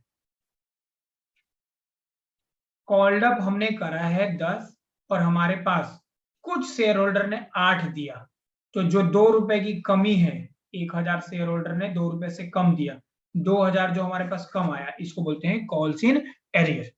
ठीक है, और कुछ शेयर होल्डर फर्स्ट कॉल में ही ज्यादा दे देते हैं, उसे बोलते हैं कॉल्स इन एडवांस। ठीक है, बैलेंस शीट का टॉपिक नंबर 4 का ही, टॉपिक नंबर 4 जो कि आपका बैलेंस शीट चल रहा था, उसमें आपने ए देखा था शेयर कैपिटल, अब आप देखोगे B reserve and surplus. Reserve and surplus वो अमाउंट होता है जो कंपनी अपने प्रॉफिट में से निकाल के ट्रांसफर कर देती है बैलेंस शीट में रिजर्व के नाम से। किसके नाम से? रिजर्व के नाम से। कुछ रिजर्व होते हैं फ्री रिजर्व, कुछ रिजर्व होते हैं रेस्ट्रिक्टेड रिजर्व। मतलब कुछ रिजर्व तो ऐसे हैं जिसके लिए कुछ भी करो, डिविडेंड दो, कुछ भी करो, कोई नुकसान नहीं है। कुछ रिजर्व होंगे जिनका यूज लिमिटेड होगा, जिनका यूज लिमिटेड होगा। ठीक है, हम बस कुछ नाम देख लेते हैं रिजर्व का। आपके पास क्वेश्चन आएगा, बताइए इसमें से कौन सा रिजर्व एंड सरप्लस नहीं है। तो हमें एक बार रिजर्व एंड सरप्लस देख लेना चाहिए क्या है। सबसे पहले कैपिटल रिजर्व, कैपिटल रिजर्व। दूसरा कैपिटल रिडम्पशन रिजर्व, बताते भी जाता हूं। ठीक है, कैपिटल रिजर्व क्या होता था? फिक्स असेट्स बेचते थे, उस पे जो प्रॉफिट होता था वो कैपिटल प्रॉफिट था, उसका जो पैसा आया उससे जो प्रॉफिट हुआ वो कैपिटल रिजर्व हुआ। ठीक है, आपका काम है चेयर बेचने का, आपने चेयर नहीं बेचा, आपने एसी बेच दिया, चेयर बनाने की मशीन बेच दी, उससे जो प्रॉफिट होगा उसे बोलेंगे कैपिटल प्रॉफिट। ठीक है, कैपिटल रिडम्पशन रिजर्व, जैसे तुमने देखा था डिवेंचर को रिडीम करना होता था, प्रेफरेंस शेयर को रिडीम करना होता था, तो हम बनाते थे कैपिटल रिडम्पशन रिजर्व। तीसरा है बच्चों सिक्योरिटी प्रीमियम रिजर्व। ये आप सब बड़े आसानी से जानते हो, जब आप शेयर्स को, जो आपका फेस वैल्यू है, फेस वैल्यू से ज्यादा में आपने इशू करा, तो जो ज्यादा वाला पैसा है उसे बोलते थे security premium reserve. Security premium reserve ये प्रेफरेंस शेयर के लिए होता था। आगे फोर्थ होता था DRR, डिवेंचर रिडम्पशन रिजर्व। ये डिवेंचर वाला यहां पे लिख लेना, डिवेंचर को रिडीम करने के लिए बनाते थे। पांचवा होता है बच्चों रीवैल्यूएशन रिजर्व। रीवैल्यूएशन रिजर्व क्या है? आपने असेट्स खरीदी थी आज से 10 साल पहले 20 लाख में एक लैंड, आज 10 साल बाद इसको रीवैल्यू कर दिया, ये हो गया 100 लाख का, ये इसका मार्केट प्राइस क्या है 100 लाख। तो रीवैल्यू करने पे इसको आपको कितना प्रॉफिट हो गया? 80 लाख। ये आपका रीवैल्यूएशन रिजर्व है, इसे भी आप डिविडेंड नहीं बांट दोगे। ये अभी बेचा नहीं है आपने, एसेट्स को बेचा है नहीं बेचा, बस रीवैल्यू किया है, ये रेस्ट्रिक्टेड रिजर्व होता है। ठीक है, इसको ऐसे आप फालतू में इस्तेमाल नहीं करोगे। ठीक है, क्या समझ में आ रहा है अंजलि? Yes sir. अच्छा, छठा रिजर्व देखो, छठा रिजर्व है शेयर्स ऑप्शंस आउटस्टैंडिंग अकाउंट। ठीक है, S shares options outstanding account, shares options outstanding account, shares option outstanding account. देखो, जो भी कंपनी में एम्प्लॉय काम करते हैं, ठीक है, वो ज्यादा दिन तक कंपनी के साथ टिके रहें, बहुत मेहनत से काम करें, फॉर दैट मैटर कंपनी उनको लुभावने ऑफर देती है। लुभावने ऑफर क्या देती है कि भैया सुन, तू ना हमारे शेयर्स खरीद। बोलेगा शेयर्स खरीद तो तुम क्या दे रहे हो? देख मार्केट में खरीदेगा 120 में बिकेगा मिलेगा, हम तुझे 110 रुपए में ही दे देते हैं, 10 रुपए का तेरे को बेनिफिट, 10 रुपए का तेरे को बेनिफिट। ठीक है, कंपनी अपना 10 रुपए का नुकसान कर रही है। ठीक है, तो अपने प्रॉफिट में से 10 रुपए निकाल के जितने भी शेयर करे, मान लो 1 लाख शेयर कर रही है, तो 10 लाख रुपए वो कहां डाल देगी?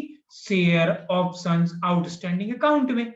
ठीक है, जब ये शेयर्स इंप्लॉय खरीद लेंगे तो ये पैसा खत्म हो जाएगा, यूज हो गया ना, ये कम पैसा खत्म हो जाएगा। आगे अदर रिजर्व, अदर रिजर्व कुछ भी हो सकता है।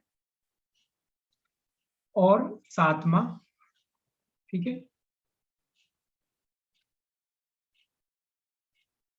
सरप्लस, या इसको बोल सकते हो प्रॉफिट एंड लॉस का क्रेडिट बैलेंस। इसमें से कोई अगर नहीं समझ में आया है रिजर्व तो प्लीज मुझसे पूछ लीजिए। आदित्य कोई रिजर्व ऐसा है जो नहीं समझ में आया आपको? नहीं सर, आ गया सारा। वेरी गुड, हम आगे बढ़ते हैं। सर सिक्स्थ वाले एक बार समझा देना फिर। अच्छा, सिक्स्थ है shares options outstanding account. Sir sixth, Karishma कहाँ है? करिश्मा अच्छा अभी आई।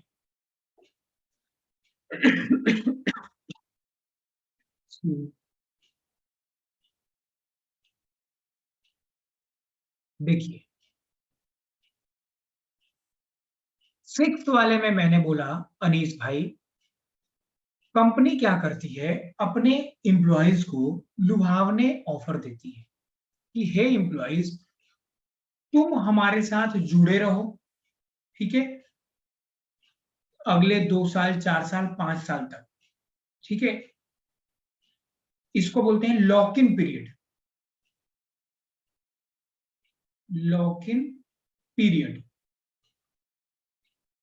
कि अगर तुम, ध्यान से समझो, इतने साल तक हमारे यहाँ काम करते रहोगे तो जो बाहर 120 रुपए में शेयर मिल रहा है तुम्हें हम शेयर दे देंगे 110 रुपए में, ठीक है। एम्प्लॉयर का क्या फायदा हो गया भाई? एम्प्लॉय काम करता रहेगा, अगले 4-5 सालों तक छोड़ के नहीं जाएगा और मेहनत से भी काम करेगा, क्योंकि कंपनी जितना प्रॉफिट करेगी उतना उसको डिविडेंड मिलेगा। अब 10 रुपए का नुकसान ये कंपनी को होने वाला है, 10 रुपए को नुकसान ये कंपनी वाले को होना है। इसके लिए आपने सुना है कि फ्यूचर में कंजर्वेटिज्म, मैंने बताया था कि फ्यूचर में जो नुकसान होने वाला है उसके लिए पहले से ही प्रोविजन बना लो, ठीक है। पर इसके इस प्रोविजन जो इसके लिए जो हमने प्रोविजन बनाया उसको हमने नाम क्या दे दिया?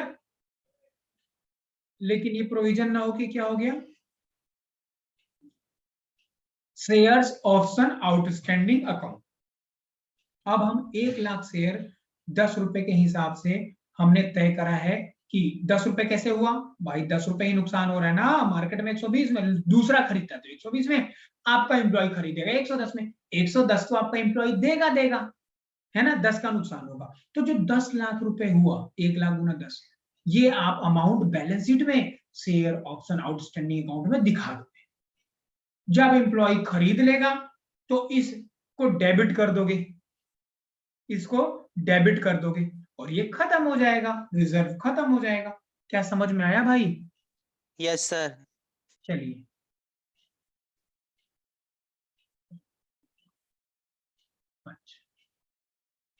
अब आगे बढ़ते हैं, अब आगे बढ़ते हैं बच्चों। सर क्लास कितने बजे तक चलेगी? अभी थोड़ी देर ये चैप्टर तो करवा दूं कम से कम, ठीक। ठीक है। ए देखा था बैलेंस शीट, बैलेंस शीट में ए देखा था शेयर कैपिटल, बी देखा था रिजर्व एंड सरप्लस, सी है बच्चों मनी रिसीव्ड अगेंस्ट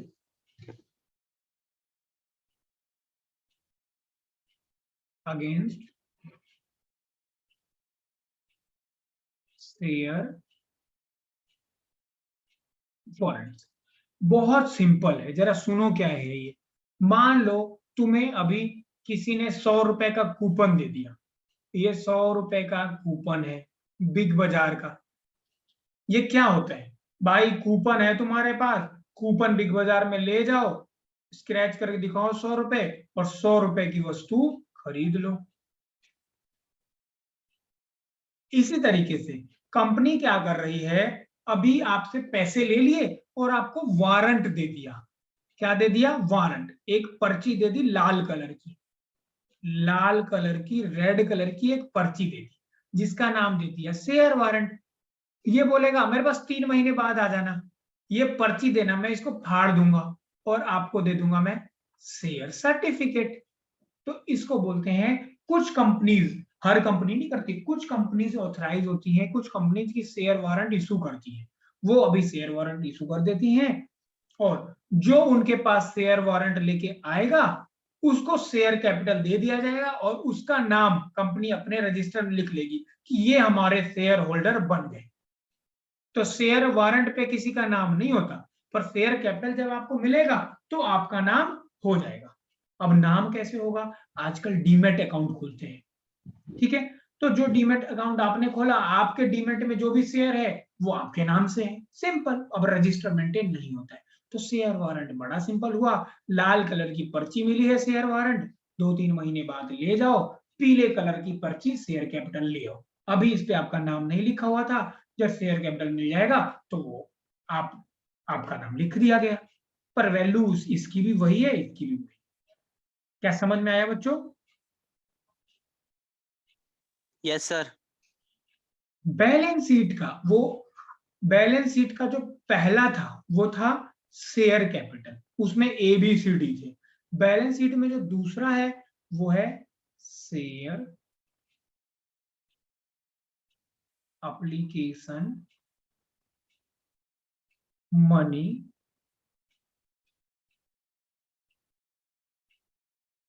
पेंडिंग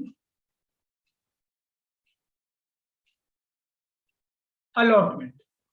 पहले ये 2000 कंपनी एक्ट 2013 में ये आया था, पहले नहीं दिखाते थे 1956 वाले में, कि देखो जी कंपनी, अभी जो भी आपने एप्लीकेशन मनी रिसीव करा है, जो भी आपने एप्लीकेशन मनी रिसीव करा है,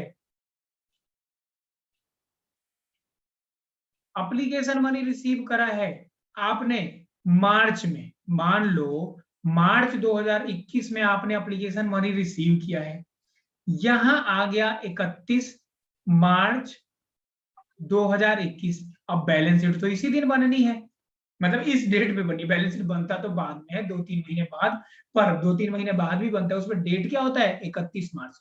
2-3 महीने बाद भी बनता है, पर वो पोजीशन किस दिन की दिखाता है? 31 मार्च को। अप्रैल मई वाला उसमें कंसीडर नहीं करता। 31 मार्च तक क्या था भाई? 31 मार्च को 12 बजे रात को खत्म ही हुआ। 31 मार्च तुरंत बन जाएगा? रिलायंस की इतना ट्रांजेक्शन बन जाएगा? 2-3 महीने 4 महीने लग जाते हैं, 6-6 महीने भी लग जाते हैं। तो बैलेंस शीट बना 31 मार्च तक का जो डाटा है उससे करके बना। अब 31 मार्च को आपने इसको अलॉट नहीं किया था, इसको आपने 4 मई को अलॉट किया। 4 मई को अलॉट किया है बच्चों, ध्यान से समझ लो। तो जो आपकी बैलेंस शीट बनी 31 मार्च 2021 की, उस दिन आपको दिखाना पड़ेगा एप्लीकेशन मनी पेंडिंग अलॉटमेंट। और जो तुम नोट्स टू अकाउंट्स बनाओगे, देखो 4 मई को हुआ, तुम्हारा बैलेंस शीट मान लो बना है 6 अगस्त को, इस दिन आपका ऑडिटर साइन कर रहा है, तो उसको जो नोट्स टू अकाउंट्स बना के दोगे, तो उस नोट्स टू अकाउंट में लिखा रहेगा कि application money pending allotment which is shown in balance sheet is now allotted. Allot हो चुका है, अलॉट हो चुका है, बस 31 मार्च को पेंडिंग अलॉटमेंट था। जो पैसा अगर अभी 31 मार्च को बैलेंस शीट बनने पे पेंडिंग है, अभी वो अलॉट नहीं हुई है, इधर है, यहीं पे बैलेंस शीट बन रहा है, अलॉटमेंट बाद में हो रही है, इस दिन बैलेंस शीट बन रहा है, तो बैलेंस शीट में दिखाना पड़ेगा share application money pending allotment. ठीक है, शेयर मनी पेंडिंग अलॉटमेंट। ठीक है जी। ये कभी कभी लाइबिलिटी भी बन जाती है। कब बन जाती है? जब ओवर सब्सक्रिप्शन हो जाए।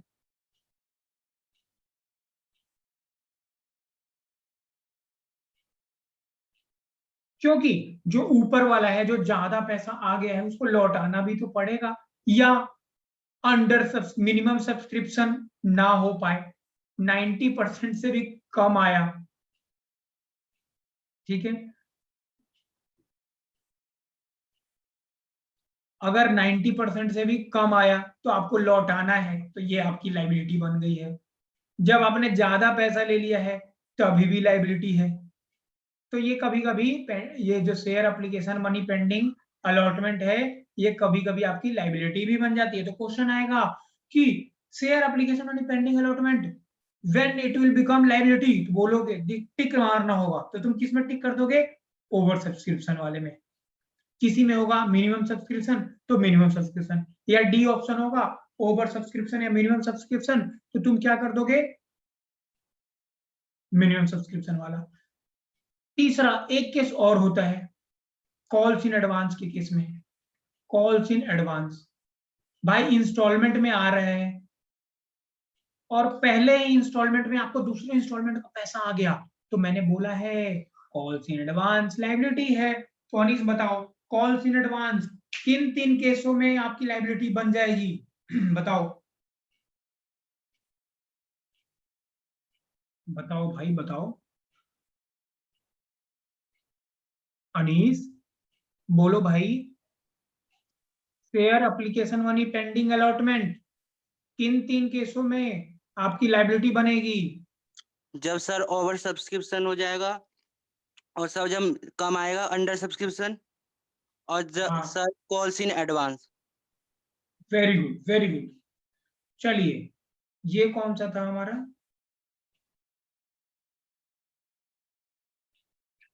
हमने दूसरा कर दिया था शेयर मनी एप्लीकेशन अलॉट। ठीक है, अब बैलेंस शीट में शेयर कैपिटल कर चुके, सिक्योर सरप्लस एंड रिजर्व कर दिया। ठीक है, शेयर ये वारंट अपने कर लिया, share application money pending allotment भी कर लिया। अब हम करते हैं आगे इसी बैलेंस शीट के उसमें ही लायबिलिटी।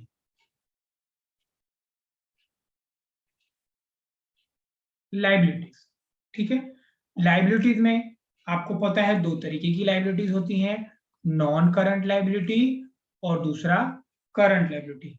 ठीक है, नॉन करंट लायबिलिटी जो 12 महीने से बाद की पेबल है, नॉन करंट लायबिलिटी जो 12 महीने या उससे कम की पेबल है, ये करंट लायबिलिटी। ये बड़ा सिंपल है, इसमें आपको दिमाग खर्च करने की जरूरत नहीं है। चलिए पर इसको समझने के लिए इसी में एक चीज मैं बताना चाहूंगा, ऑपरेटिंग साइकिल।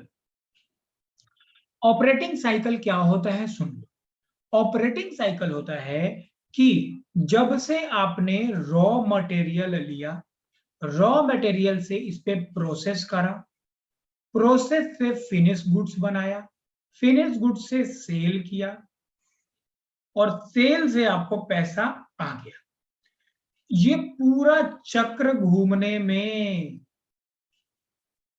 ध्यान से देखो, एक बिल्डिंग बनानी है, एक कॉन्ट्रैक्टर है, उसके लिए ऑपरेटिंग साइकिल कितने दिन का हो गया जरा देख लो भाई। वो रॉ मटेरियल लेता है, प्रोसेस चलता है, 3 साल में ये बिल्डिंग बन के तैयार हो गई, उसने उसको बेच दिया। ठीक है, अगले 6 महीने में रॉ मटेरियल खरीदने में 1 मंथ लगा, प्रोसेस होने में 3 ईयर लग गए, बिकने में 6 महीने लग गए और पैसे आने में 1 साल लग गया। तो ऑपरेटिंग साइकिल क्या हो गया देख लो, 1 महीना प्लस 12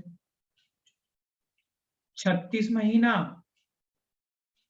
प्लस 6 महीना लगा रहा, बिक रहा है, ले लो फ्लैट, ले लो फ्लैट, ले लो फ्लैट, ले लो फ्लैट, फ्लैट ले गया, लोगों ने पेमेंट करी 12 महीना। तो जोड़ो जरा, ये 48, 49, 50 और 5 55 मंथ, 55 महीना है बच्चों इसका ऑपरेटिंग साइकिल। समोसे बनाने का ऑपरेटिंग साइकिल क्या है?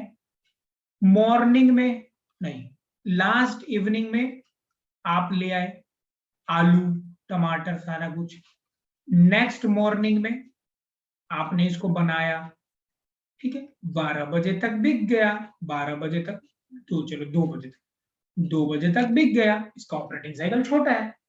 तो operating cycle will depend upon nature of business, और हर अलग अलग तरीके के बिजनेस का ऑपरेटिंग साइकिल अलग अलग होगा।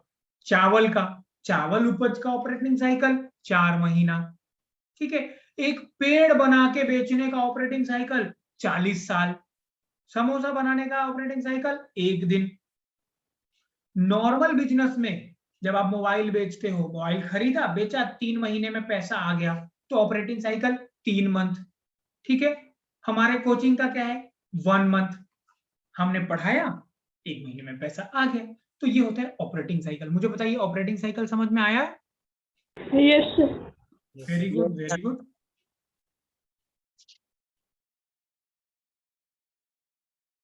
अब क्या है जरा देखते हैं इसमें।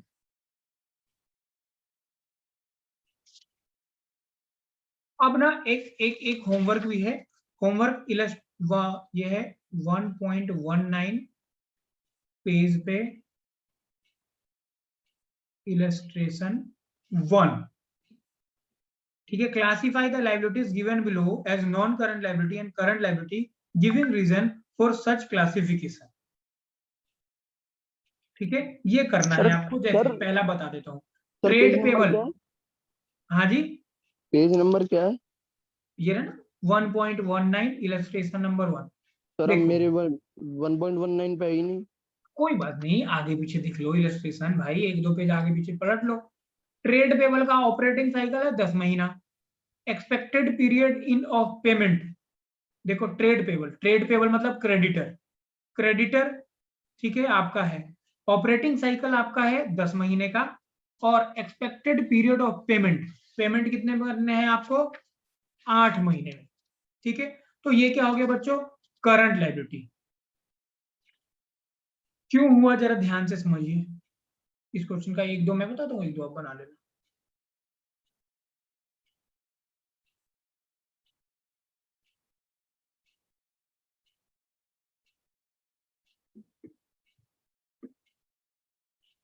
एक्सपेक्टेड,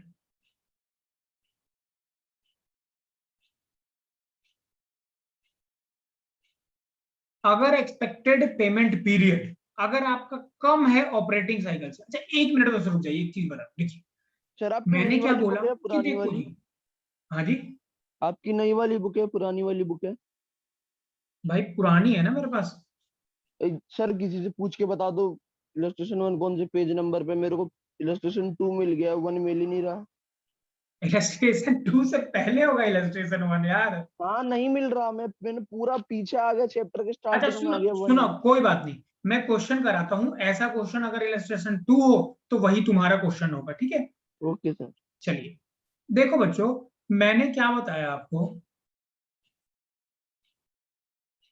कि नॉन करंट लायबिलिटी जब 12 महीने के बाद अगर पेमेंट करनी है तो नॉन करंट लायबिलिटी, और 12 महीने के अंदर ही पेमेंट करनी है तो करंट लायबिलिटी। एक छोटी सी चीज मैंने बताई थी, आपने 5 साल का एक लोन लिया, 5 साल बाद करना है।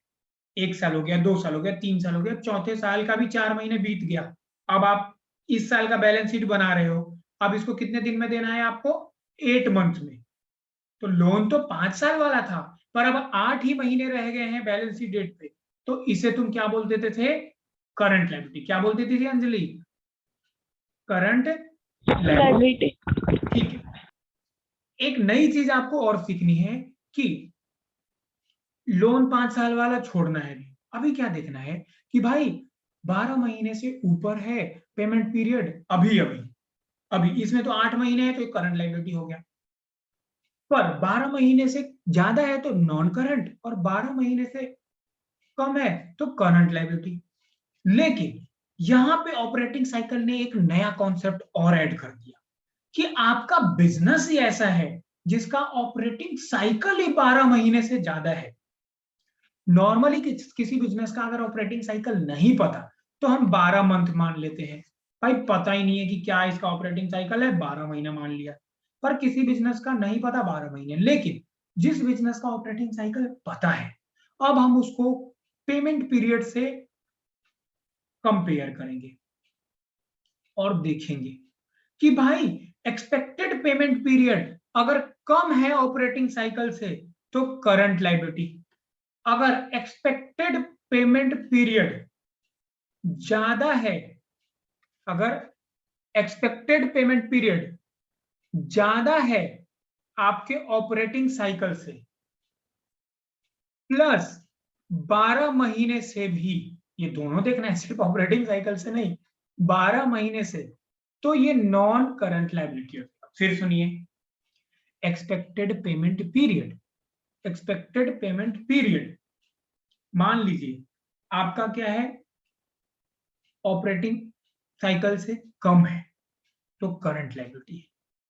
अगर आपका एक्सपेक्टेड पेमेंट पीरियड ज्यादा है ऑपरेटिंग साइकिल से भी और 12 महीने से भी तो नॉन करंट लायबिलिटी हो गया। इस क्वेश्चन को पूरे को मैं करा देता हूं जिससे आपको क्लैरिटी आ जाएगी। चलिए पहला देखते हैं। पहले में है, ये रहा ऑपरेटिंग साइकिल, ये रहा एक्सपेक्टेड पीरियड। एक्सपेक्टेड पीरियड मतलब कितने दिनों में पेमेंट करना है। भाई ऑपरेटिंग साइकिल है इसका 10 महीना और पेमेंट करनी है 8 ही महीने में। 8 ही महीने में बताइए एक्सपेक्टेड पीरियड कम है ऑपरेटिंग साइकिल से? एक्सपेक्टेड पीरियड कम है ऑपरेटिंग साइकिल से? Yes sir. तो ये करंट लायबिलिटी हो गया। अच्छा ऊपर वाले में मैंने ना शायद में ये नहीं लिखा, इसमें प्लस कर दिया, इसमें प्लस नहीं करा, आ गया। हाँ कम है प्लस इसमें भी 12 महीने जोड़ गया, मतलब दोनों चीजें होनी चाहिए। एक्सपेक्टेड पेमेंट पीरियड कम है ऑपरेटिंग साइकिल से और 12 महीने से भी तो करंट लायबिलिटी, ऑपरेटिंग साइकिल एक घुस गया है। ऑपरेटिंग साइकिल 10 महीने का, एक्सपेक्टेड पीरियड 8 महीने का। बताइए क्या आपका एक्सपेक्टेड पीरियड ऑपरेटिंग साइकिल से कम है? यस। क्या एक्सपेक्टेड पीरियड 12 महीने से कम है? Yes, current liability. दूसरा 10 महीने है ऑपरेटिंग साइकिल और ट्रेड पेबल है, सॉरी एक्सपेक्टेड पेमेंट है 12 महीना। चलिए देखते हैं कि एक्सपेक्टेड पे 12 महीने,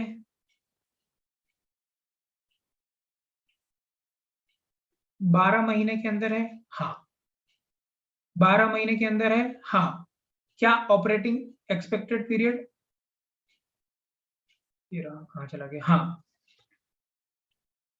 आपका जो एक्सपेक्टेड पीरियड है क्या आपके 12 महीने से ज्यादा है, सॉरी 10 महीने से ज्यादा है, हाँ, लेकिन 12 महीने से कम है, ये तो नो हो गया। तो ये वाला फॉर्मूला फ्लॉप हो जाएगा भाई, यहाँ थोड़ा सा चेंज करना पड़ेगा, इसका मतलब प्लस ना करके और करना पड़ेगा। बच्चों इस प्लस वाले को काट देना और इसको और कर देना।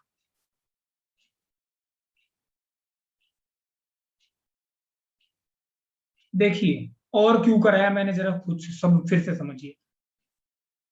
हमने देखा कि भाई साहब एक्सपेक्टेड पीरियड तो ऑपरेटिंग साइकिल से कम है तो करंट लायबिलिटी, या 12 महीने से कम है तभी भी करंट लायबिलिटी। अब पहले केस में तो दोनों से ही कम था, 12 महीने से भी कम था और ऑपरेटिंग साइकिल से भी कम था, करंट लायबिलिटी। दूसरे केस में भाई ये 12 महीने से तो कम है पर ऑपरेटिंग साइकिल से कम नहीं है, लेकिन फिर भी इसका आंसर करंट लायबिलिटी ही हो गया। तो इसका मतलब आपके फॉर्मूले में आपको और डालना पड़ेगा कि या तो ऑपरेटिंग साइकिल से कम रहे या तो 12 महीने से कम रहे, दोनों में करंट लायबिलिटी ही हो जाएगा। चलो तीसरा देखते हैं।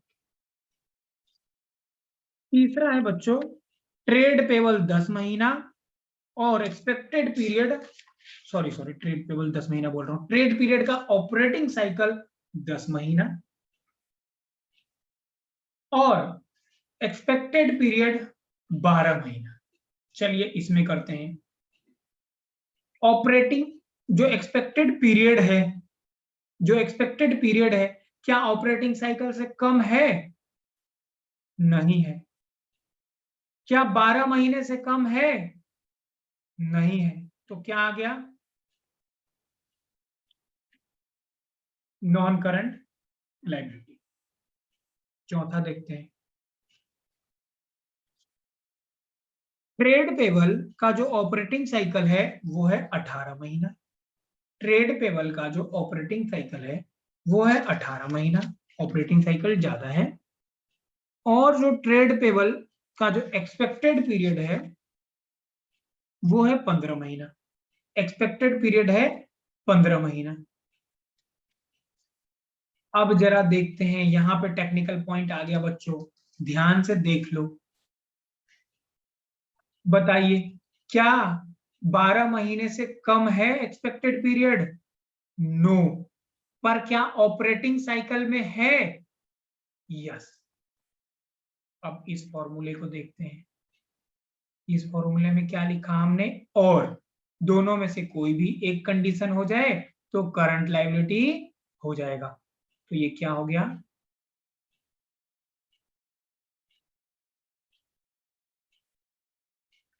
5 में देखते हैं। ट्रेड पेबल है 18 महीना और ऑपरेटिंग साइकिल है,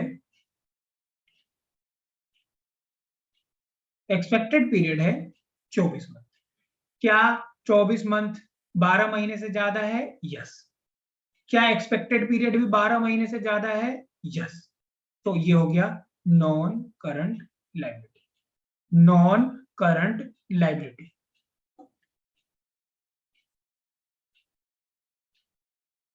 फिर से मैं रिवीजन कराता हूं। करंट लायबिलिटी के लिए क्या देखना है? अब सिर्फ 12 महीने से कम नहीं देखना है। सिर्फ 12 महीने से कम नहीं देखना है। आपको क्या देखना है कि आपका अगर 12 महीने से 12 महीने से कम तो है या ऑपरेटिंग साइकिल से कम है। जैसे इस वाले क्वेश्चन में 15 महीने, कहां गया वो? ये रहा। रेड पेन से करता हूं तब आप लोगों को थोड़ा सा ध्यान से दिखेगा। देखो बच्चों, इसको जरा ध्यान से देखो। ये रहा, इसको ध्यान से देखिए।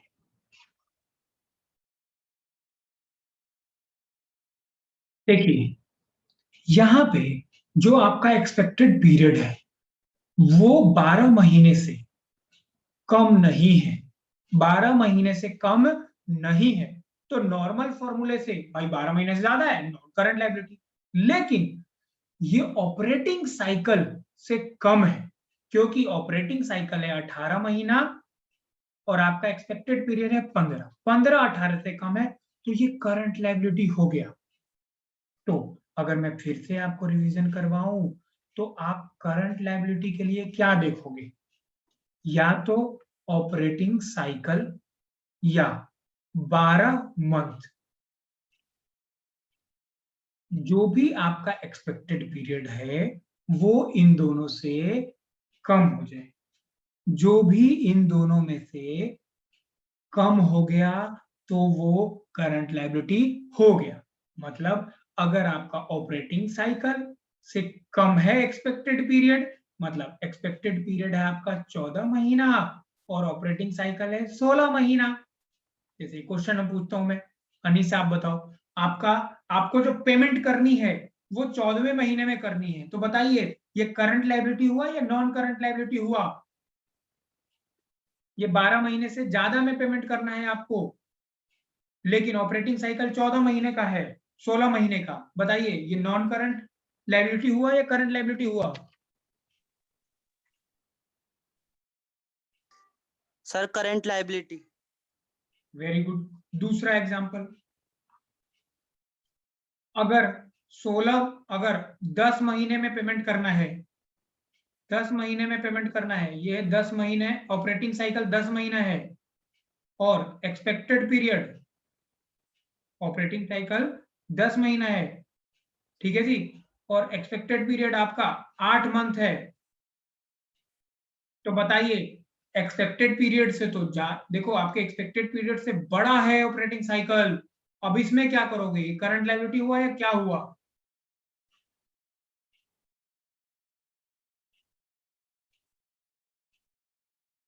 सर करंट लायबिलिटी होगा। क्योंकि भले ही एक्सपेक्टेड पीरियड से ज्यादा है ऑपरेटिंग साइकिल, पर एक्सपेक्टेड पीरियड आपके इसके अंदर आ रहा है। इसी को अगर मैं काट के 11 मंथ कर दूं कि ऑपरेटिंग साइकिल से ये ज्यादा हो गया तो ये अब करंट लायबिलिटी होगा कि क्या होगा?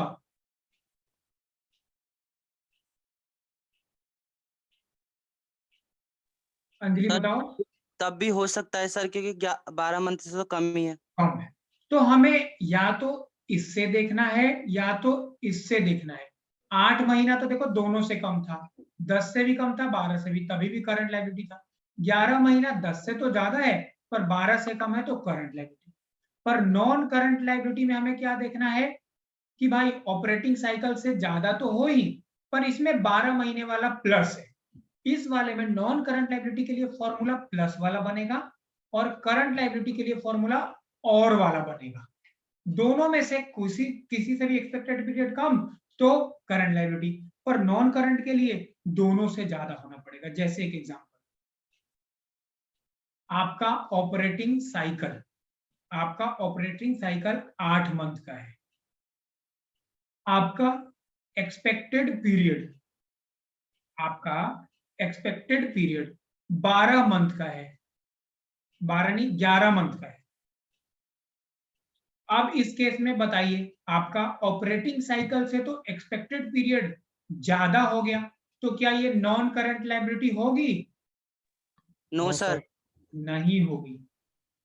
लेकिन अगर ये ऑपरेटिंग साइकिल 8 महीने का है और ये 13 महीने का हो जाता तो ये ऑपरेटिंग साइकिल से भी ज्यादा है और 12 मंथ से भी ज्यादा है, फिर ये नॉन करंट लायबिलिटी हो जाता। तो फॉर्मूले को नॉन करंट लायबिलिटी के लिए फॉर्मूला बना operating cycle plus 12 months expected period should be more than operating cycle plus 12 months, और for current liability expected period, ठीक है, is less than operating cycle और 12 months। इसके लिए फॉर्मूला बन गया। बताइए समझ में आ गया? Yes, sir. Yes sir. Yes sir. ये क्वेश्चन मिल जाए कर लेना, ठीक है। नॉन करंट लायबिलिटी यार थोड़ा सा बड़ा है,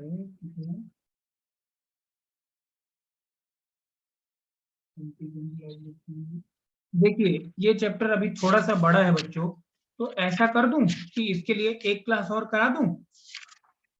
yes sir. Yes, sir. Sir ये चैप्टर है 60 पेज का, अभी हम 20th पे ही आए हैं, तो एक करा लेंगे क्योंकि ना देखो एक बहुत दिनों बाद तुम्हारे को रिवीजन स्टार्ट कराया, फिर शुरू में इसका थोड़ा इंट्रोडक्शन था तो मैं तेजी से करा था तो वार्म अप भी नहीं हो पाते है ना, तो इसलिए थोड़ा स्लोली करा दिया मैंने। अब तुम थोड़ा सा रेडी हो गए हो, अब आपने क्या करना है मैंने बताया, जैसे मैंने आपको मान लीजिए 1.5 घंटा भी कराया है, 2 आवर्स आज कर लो और 1 आवर कल कर लो, इसको पूरा कर लो। ये पेपर के लिए नहीं जरूरी है, ये बहुत ज्यादा जरूरी है आपके नॉलेज के लिए, तो प्लीज इसको कर लेना और वो इलस्ट्रेशन एक मिले अपने आप उसे भी करना, ठीक है। मैं नेक्स्ट क्लास का टाइम मैसेज कर दूंगा, जो भी तीनों चारों ग्रुप है सब में, और सभी ज्वाइन कर लेना। और प्लीज सबको बता दो कि भाई बिल्कुल सोते ना रहो, ज्वाइन कर ले क्योंकि पेपर है ही, तो क्यों ना रिवीजन करा जाए, ठीक है। चलिए कोई डाउट है तो मुझे बताइए। No, sir. ठीक नो सर। ठीक है दोस्तों, bye bye Aditya, bye Anees, bye bye Anjali, sir. Bye Karishma, Good afternoon, sir. Good afternoon, good afternoon, good afternoon sir. Good afternoon भाई, बाय।